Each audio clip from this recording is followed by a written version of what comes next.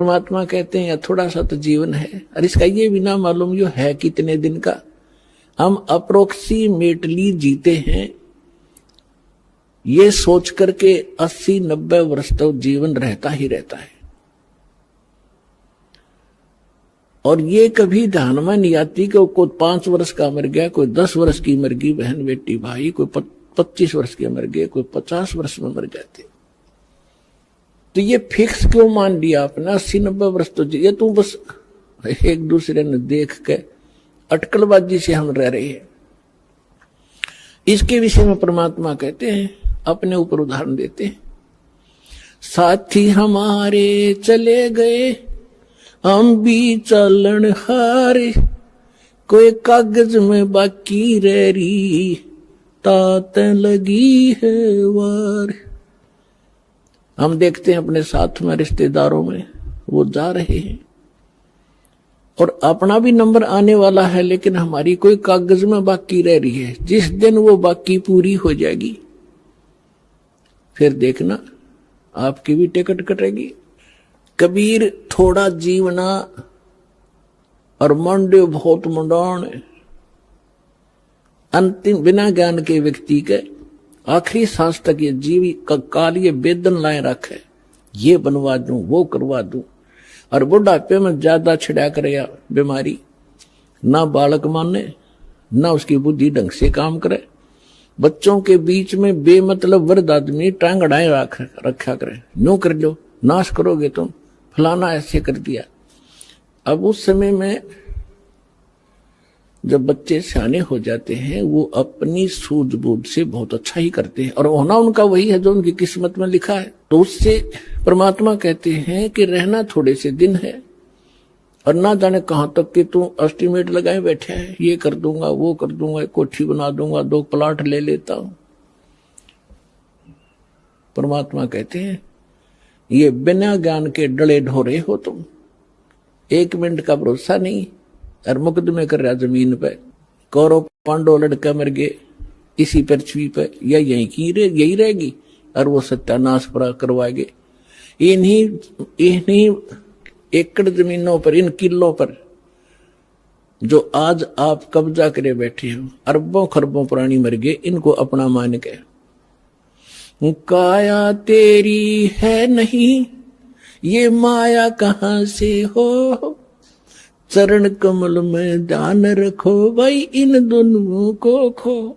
ना काया तेरी तो माया कहां से होगी जिसको ठीक है चिपका बैठा। उसके लिए परमात्मा कहते हैं भगवान के चरणों का चिपका रहे, भक्ति करता रहे, और जब तक यहां रहे इसको समझ ले एक रेस्टोरेंट है, और जैसा भी रेस्टोरेंट तुझे तेरे भाग में मिला है उसमें सब्र कर, संतोष कर, अपना टाइम पास कर। जो उद्देश्य लेकर तू उस रेस्टोरेंट यानी धर्मशाला में कोई कमरा बुक करा कर रह रहा है, उसका उद्देश्य क्या था, वो उद्देश्य यहां बताया जाता है। ये तन सराय धर्मशाला, ये तन सराय में जीव मुसाफिर करता रहे दिमाग रे, रात बसेरा कर ले डेरा चले सुबेरा त्याग रे। इस संसार रूपी शहर में और इस शरीर रूपी एक धर्मशाला आपको जो कमरा मिला हुआ है, ये किस लिए लिया आपने? आप यहां कोई व्यवसाय करने आए थे। राम नाम निज सार है, राम नाम निज मूल, राम नाम सौदा करो, राम नाम ना भूल। हम ये सौदा करने आए थे राम नाम का, और वो हम भूल गए इस सराय में और बकवाद करने लग गए। कोठी बना लूं, बंगला बना लूं, घुटी ला लूं, डीजे बजा लूं। ये कोरी बकवाद है। एक जो विद्यार्थी अपने विद्या ग्रहण ना करके शराब पीवे, सिनेमा देखे और सैर सपट्टे को घूमता रहे, तो वो उसके लिए हानिकारक है। इसी प्रकार मानव शरीर प्राप्त प्राणी एक विद्यार्थी है, और विद्यार्थी को अपना वही कार्य करना चाहिए जो उसका होता है। हम उसको भूल गए और काम बकवादों में लगे हुए हैं। तो जिस कारण से हमने अपने असंख्य जन्म नाश कर दिए। तो पुण्यात्मा, आपका सौभाग्य है कि आपको ये मार्ग मिला, ये ज्ञान मिल रहा है, और ये ज्ञान ऐसा है आपकी आत्मा को झंझोड़ कर धर देगा, क्योंकि इसमें दोनों गुण हैं। एक तो आपके पाप नाश होंगे इस अमृतवाणी से, जो दास के मुख से जो बोला जा रहा है, चाहे वो टीवी के पर, चाहे कोई सीडी कैसेट में, इसका प्रभाव आप पर विशेष होगा। और यही वाणी आपने सुनते कबीर पंथिया नर फलाना नकरा कितने को बरस हो गए, किसे का असर नहीं। सत्संग में बैठे तो ना डलाए जाएंगे, हंसे या जाते हुए क्रम करेंगे जो ना करने चाहिए, क्यों उनका असर उनका हो ही नहीं सकता, वो अधिकारी नहीं है। एक राजा की रानी ने गुरु दीक्षा ले रखी थी। राजा इसका विरोधी था कि ये गुरु ऐसे होते हैं, औरतों को बहकाए रखते हैं, इनसे पैसे ऐंठते रहते हैं। तो वो इस बात के पक्ष में नहीं था, लेकिन अपनी धर्मपत्नी के सामने वो घना विरोध भी नहीं कर पाता था। बार बार यही कहता था कि क्या रखा है गुरु बनाने में, भक्ति यहां कर लिया करो। तो वो कहने लगी, जी मैं तो घना उत्तर जानती नहीं, आप गुरु जी के पास चलो, एक बार उनसे पूछ लो। उसने कुछ दिन के बाद सोचा, चल इसके गुरु जी ने कह दूं, इसके सामने सुना दूंगा दो चार, फिर तो इसका मन हटेगा कुछ। चला गया गुरुजी से ने। गुरुजी के पास जाते ही, वो तो संत तो ये कहते हैं बच्चा भक्ति करो, परमात्मा का नाम लिया करो। तो उसने, राजा ने प्रश्न किया कि क्या गुरु बनाना घना जरूरी है? महाराज जी भक्ति तो घर भी हो सकती है। तो राजा ने सोचा, अब भाई अब मैं कुछ कह दूंगा तो कति ज्यादा ही गुस्से मारा है, और फिर राजा है, ऐसे कहना ठीक सा नहीं लगेगा। उसने कहा, जी देखो अब मेरे पास समय नहीं है, मेरा अपनी क्रियाक्रम का समय हो गया है, मैं कभी आपके घर पर आऊंगा और तब आपको बताऊंगा। विस्तार से पूरी डिटेल बतानी पड़ेगी, बहुत लंबा चौड़ा विषय है। राजा ने सोचा, और बढ़िया, वहां इसका खूब दिमाग चाटूंगा। कुछ दिन के बाद राजा को संदेशा पहुंचाया कि जी आज गुरु जी आ रहे हैं। राजा ने सब व्यवस्था कर दी, आप बैठ गए सिंहासन पर, और संत के लिए नीचे एक अलग से कुर्सी ने दी, और काफी वजीर वजार उसके वहां खड़े थे। अब संत जी जाकर खड़े हो गए, वहां सैनिक भी खड़े थे, बॉडीगार्ड। संत जी ने कहा कि ए सिपाहियों, इस व्यक्ति को अरेस्ट करो। राजा की तरफ संकेत किया। अब वो सिपाही उस संत के कहने से राजा की को कैसे अरेस्ट कर ले? 2 बार कहा, तीसरी बार कहा, अरे सुना नहीं तुमने? अब राजा पहले तो हंस रहा था कि क्या मजाक कर रहा है, फिर उन्होंने सोची तो भाई कति दर्द हो गया, कति राज्य पाठ खींच मेरा छीन ले। राजा ने कहा, सैनिकों अरेस्ट करो इसको। इतना कहना ही था, उस बाबा जी की दोनों तरफ तो बांह पकड़ दी सिपाही ने, चरचरा नाक है, और ये इंतजार कर रहे थे अब क्या आदेश है नेक्स्ट। तब संत ने कहा, कहा कि हे राजन, गराय आदमी की नो बेइज्जती करवाया करें। तो उस राजा ने कहा कि आप क्या कह रहे थे? कि मैं आपके प्रश्न का उत्तर देने आया था जो आपने उस दिन किया था, ये उत्तर दे रहा हूं मैं आपका। ये क्या खाक उत्तर दिया? राजा ने कहा कि मुझे छुड़वा तो दे, फिर मैं कुछ बात बताऊं। तो उसने कहा छोड़ दो, उन्हें छोड़ दिया, खड़े हो गए दूर। तो राजा संत ने कहा कि देखो जी, आप राजा हो, ये आपके सेना है। अब ये शब्द मैंने कहा था जो आपने बोला, मैंने कहा था इसको अरेस्ट करो, ये टस से मस नहीं हुए, और यही आपने बोला था, इसने मेरे को उठा लिया ऊपर ने। तो ये आपके वचन से काम करेंगे, आपके वचन की शक्ति से चलते हैं। इसी प्रकार अध्यात्म मार्ग का मैं महाराज हूं, और जो वचन मैं कहूंगा वो क्रियावान होंगे। आप जैसे थे 100 वर्ष कहे जाइए, इन मंत्रों को कभी लाभ नहीं देंगे। समझदार को संकेत पर्याप्त है। तो परमात्मा कहते हैं कबीर एक दिन ऐसा होएगा सबसे पड़े बिछो, राजा राणा राव रंक सावधान क्यों न हो। एक दिन ऐसा होगा सब बिछड़ोगे तुम और कोई तुम्हारे साथ नहीं जागा। कबीर साहब कहते हैं हिड़की दे दे रोएगी सुरता जब तू चलेगी अकेली। आज तो इस परिवार में आपका खूब दिल लग रहा है, या कोठी मेरी, बेटा मेरा, बेटी मेरी, या कंपनी मेरी, और जब 1 मिनट में तेरा जाने के वो कागज पूरे होंगे तब नो कह पछाड़ खा खा रोएगी सुरता। तो जब तू जागी अकेली, तेरा कोई आगे पाछे होगा नहीं, गुरु तूने बनाया नहीं ताकि तेरे सामने आके खड़ा हो जाता का बेटा और उनको भगा दे यम के दूतों को। एक दिन ऐसा होएगा सबसे पड़े बिछो, राजा राणा राव रंक सावधान क्यों न हो। उजड़ खेड़े ठीकरी ये गड़गड़ गए कुम्हारे, वो रावण सरीखे चले गए भाई लंका के सरदार। ऊंचा दिखे धौलरा और मंडी चित्ती पोले, एक हरि के नाम बिना यू काल मारे रोले। एक एक शब्द मालिक का विचार करियो पुण्यात्माओं।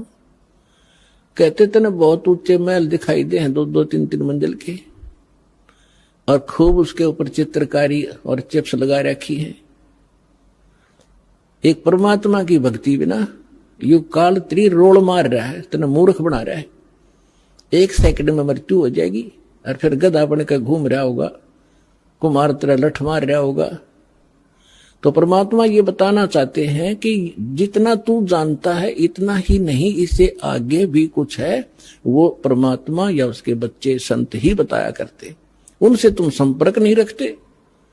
आप जिस समाज में रहते हो उनको इतना ही ज्ञान है जो आप प्रतिदिन कर ही रहे हो। परमात्मा कहते हैं कहा चनावे मेड़िया लंबी बीत उसार, घर तो 3.5 हाथ वही घना तपोने 4। परमात्मा कहे कि खुशी मना रहा है, लंबी लंबी 4 दीवारी बनाकर ऊपर नीम बरवा के कि घर तो 3.5 हाथ घना तपोने 4। और कह कबीर अधिकाग है उनको नहीं विचार। अपना हाथ इतना होता ही है, इसको हाथ बोलते हैं अपनी देसी लैंग्वेज में। प्रत्येक व्यक्ति का अपना शरीर 3.5 हाथ का होता है। हूंठ हाथ कहते हैं, हूंठ हाथ 3.5 हाथ। तो परमात्मा कहते हैं आपने तो 6 कमरे की कोठी बना रखी है, एक कमरे में एक पलंग पे एक कोण में वही सो सकता, कोई से में सो ले। तो कहने का भाव यह है परमात्मा का कि आप जी दूसरों को देखा देखी अपने कर्म ना बिगाड़ियो। जो तेरे भाग में भगवान ने दे रखा ठीक है, 1-2 कमरे 4 दिशे तेरे बना ले, और ना भी होता तो धक्का ना करिए, उसी में टाइम पास कर ले। सिर्फ ये सोचकर ये रेस्टोरेंट है, हमने कुछ दिन टाइम पास करना है।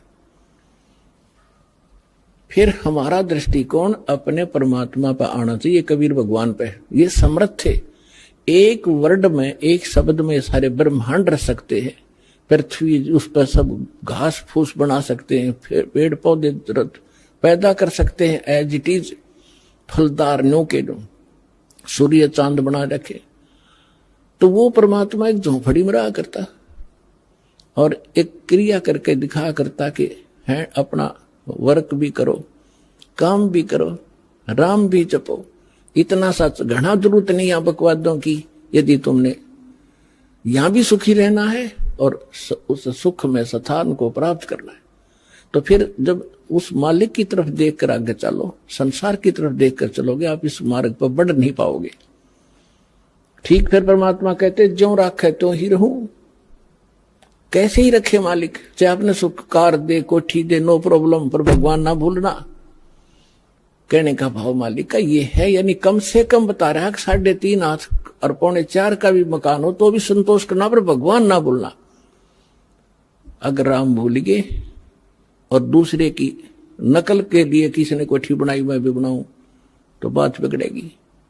भगवान कोई बालक नहीं, सब पता उसको कि इस बच्चे को जब तक खिलौना नहीं मिलेगा ये आगे नहीं चलेगा, तो वो भी खिलौने यहां वो देगा आपको, ऐसी बात नहीं, बालक नहीं है।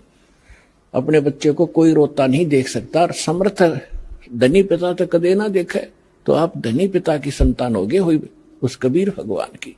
आपको किसी चीज का अभाव नहीं रहने देगा, लेकिन भक्ति करनी पड़ेगी। अब यहाँ की सतिथि बताते हैं परमात्मा की, आप किस स्थान पर रह रहे हो। साथी हमारे चले गए हम भी चालन हारे, कोई कागज में बाकी रह रही तात लगी है वारे। पतझड़ आवत देख कर बन रोवे मन माही, वो ऊंची टहनी पात थे आज पीले हो जाही। पात जड़नता यूं कहे सुन भई तरवर राय, अब के बिछुड़े नहीं मिले न जाने कहां गिरेंगे जाए। तरवर कहता पात से सुनो पात एक बात, यहाँ की यह रीति है एक आवत एक जात। परमात्मा एक उदाहरण दे रहे हमारे लिए, क्या बता रहे हैं कि जैसे संसार रूपी वन में और एक परिवार रूपी पेड़ लगा हुआ है, पतझड़ आती है जब उनका पत्ते झड़ने का समय आता है, उस समय परमात्मा कह रहे हैं कि पहले हरा भरा था वो वन, अब मन में रो रहा है कि कोई पत्ता नजर नहीं आ रहा, पीले होकर गिर रहे हैं। और फिर क्या बताते हैं, पतझड़ के अंदर पुराने पत्ते टूट टूट कर पीले होकर गिर जाते हैं। कोई गंदे नाले में गिरता है, कोई पशुओं के पैरों के नीचे काटा जाता है, या कोई इकट्ठा करके फूंक दिया जाता है। उसकी तुरंत बाद छोटी छोटी कोपर फूट आती है और फिर वो पत्ते बनकर फड़फड़ाने लग जाते हैं। 1 साल वो फड़फड़ा लेते हैं और फिर उनकी वही दशा होती है, फिर नई कोपल आ जाती है। तो परमात्मा समझाना चाहते हैं कि आज जो हमारे जैसे बूढ़े हो गए, ये पीड़े हो गए, हम सफेद बाल साफ दिखाई दे रहे हैं, जान का टाइम आ लिया, और अब भी बकवाद ना छुट्टे तो फिर वो मूर्ख आदमी है। और तुरंत ही दादा की मरण का टाइम हो गया, पोते तैयार हो लिए, 50-60 साल वो पोते नाच कूद लेंगे, फिर उनकी वह दशा होगी। तो परमात्मा कहते तुम रह कहाँ रहे हो, कदे बुद्धि से काम लिया, और लिया तो कोई विकल्प नहीं था, आज आपके सामने विकल्प है इसका कि ये काम करके आप इसको सदा के लिए समाप्त कर सकते हो। परमात्मा समझा रहे हैं कि पतझड़ आवत देखकर बन रोवे मन माही, ये ऊंची टहनी पात थे ये पीले हो जाए। पात जड़नता यूं कहे सुन भई तरवर राय, अब के बिछुड़े नहीं मिले ना जाने कहां गिरेंगे जाए। अब जैसे कोई व्यक्ति को पता लग जाता है कैंसर होगी, डॉक्टरों ने बता दिया कि अब 10 दिन का मेहमान है, सभी रिश्तेदार इकट्ठे होने शुरू हो जाते हैं, कुल के लोग भी हाजिरी लगाना शुरू कर देते हैं। और वो कहता है, उसको उस समय महसूस होता है कि जिस परिवार में मैं रहा था इसमें रह नहीं पाऊंगा, जाना पड़ेगा। तो वो अपने आप कहता है भगवान अब क्या होगा मेरा, ना जाने कहां जाऊंगा। तो कुल के लोग सांत्वना देते हैं, भाई चिंता ना करें, यहाँ तो सबके साथ ऐसी ही बनती है, कोई पहले मर गया कोई पीछे मर गया, ये तो सबने ही जाना है। तो यहाँ की ये एक रीति है, और ऐसी सांत्वना हम देकर उसको संतोष देते हैं, और अपनी चिंता फिर नहीं रहती। हम सोचें इसको कुछ सांत्वना दें, यो ठीक ठाक मर गया। तो यही उदाहरण दे रहे हैं परमात्मा के पात जड़नता यूं कहे, एक परिवार से निकल कर जाने वाला जो व्यक्ति मरने वाला कह रहा हो, सुन भई तरवर राय, अब के बिछुड़े नहीं मिलेंगे तेरे तय। ना जाने कहां गिरेंगे जाए, ना जाने कुत्ते बनेंगे, गधे बनेंगे, पता नहीं कहां दुर्गति होगी।